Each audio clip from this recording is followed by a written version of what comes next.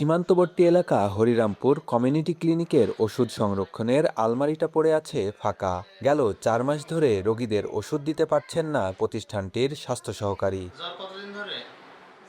প্রতিদিনই শিশু, বয়োবৃদ্ধ সহ সাধারণ মানুষ প্রাথমিক সেবা নিতে এসে ফিরছেন শূন্য হাতে। ব্যাহত হচ্ছে গ্রামীণ মানুষের বিনামূল্যে স্বাস্থ্যসেবা। জেলার প্রতিটি কমিউনিটি ক্লিনিকে এখন একই অবস্থা। আমরা কোনো ওষুধ পাচ্ছি কো পালি পর আমাদের খুবই ভালো হইতো ছেলের পক্ষে। ওষুধ নিতে এসে আমরা ঘুরে যাই, পাইনি বলবে নেই, যখন ছিল তখন দিয়েছি, এখন নেই। আজকে প্রায় 9 মাস ওষুধ পাইনি, আমাদের বাচ্চা নিয়ে ঘুরে যেতে হয়।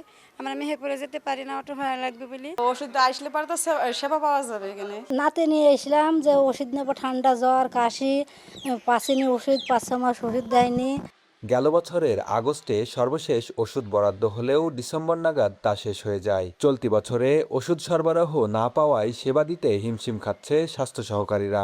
এলাকার মানুষ, গরিব মানুষগুলা হাসপাতাল যাইতে গিয়ে দেখাইছে যে গাড়ি ভাড়া, ডাক্তার খরচ, সময়ের ব্যয়, এগুলো দিয়ে দেখাইছে যে সুবিধা ভোগ করতে ভাত পাইতো। এখানে সুবিধা বঞ্চিত হওয়ার কারণে মানুষ, জনগণ, আশপাশের জনগণ ক্ষোভ প্রকাশ করছি। আমরা 2025 সালের আগস্ট মাসের 12 তারিখে লাস্ট ওষুধ পেয়েছি।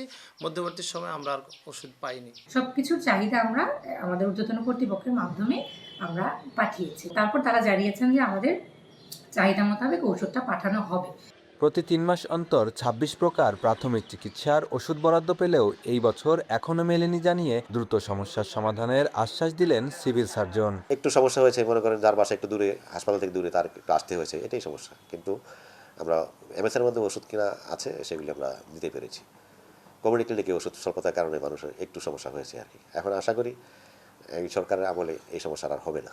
মেহেরপুর জেলায় 3টি উপজেলায় মোট 72টি কমিউনিটি ক্লিনিক রয়েছে। বেনিয়ামিন, সময় সংবাদ, মেহেরপুর।